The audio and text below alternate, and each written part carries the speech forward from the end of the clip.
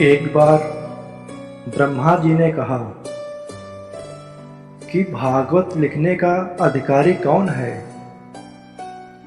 ऐसा कौन सा देव है, ऐसा कौन सा ऋषि महात्मा है जो भागवत को लिख सकता है।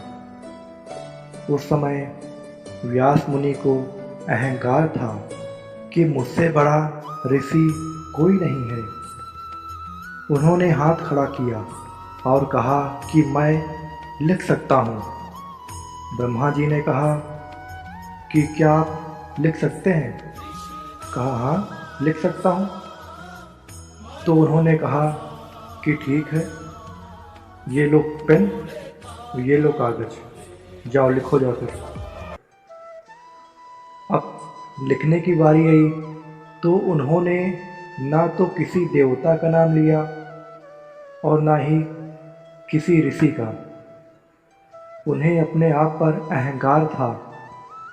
उन्होंने एक दो लाइन लिखी। जब बारी आई रासलीला की तो उन्होंने कहा कि ये कैसा भगवान है जो गोपियों के साथ रासलीला कर रहा है। ये भगवान नहीं हो सकता। उनके मन में संशय हो गया। और आप जानते हैं कि शास्त्रों में कहा गया है कि संशय आत्मा विनश्यति, संशय आत्मा का विनाश करता है। तो साधक क्या कहता है कि कलम रुकी बुद्धि चकराई, देख हरि की माया, देख हरि की माया। पंकज में से ब्रह्मा निकले, कड़ कड़ ब्रह्म समाया, कड़ कड़ ब्रह्म समाया। कभी हंसाने वाला तो कभी रुलाने वाला, बोलो वो कौन है। सब कुछ करता रहता फिर भी मौन है। उन्हें हर जगह ब्रह्मा दिखने लगे। व्यास जी ने कहा, ये कैसी माया है, मुझे आज क्या हो गया, मैं कुछ लिख क्यों नहीं पा रहा हूँ। तो ब्रह्मा जी ने कहा कि क्या आप जिसके बारे में लिख रहे हैं, आप उन्हें जानते हैं कि वो कौन है। तो व्यास जी ने कहा, नहीं, मैं नहीं जानता। ब्रह्मा जी ने कहा कि जाइए, पहले उनकी तपस्या करिए। यदि वे प्रसन्न होकर आपको दर्शन देते हैं तभी आप लिखिएगा।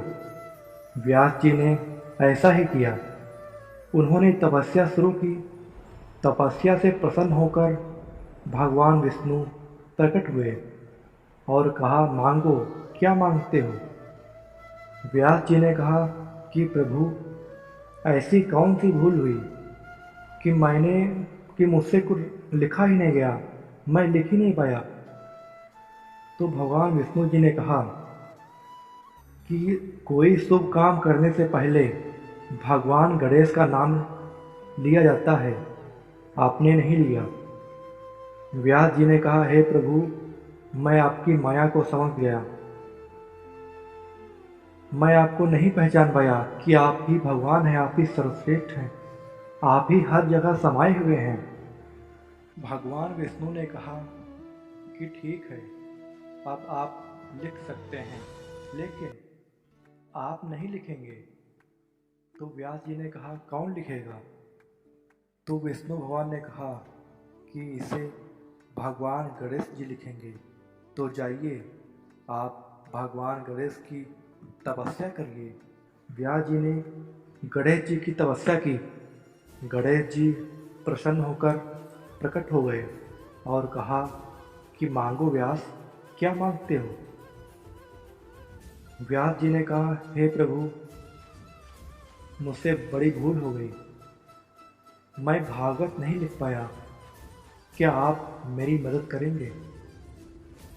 तो गणेश जी ने कहा, ठीक है, मैं आपकी मदद कर सकता हूँ, लेकिन एक मेरी शर्त है। व्यास जी ने कहा, कौन सी शर्त।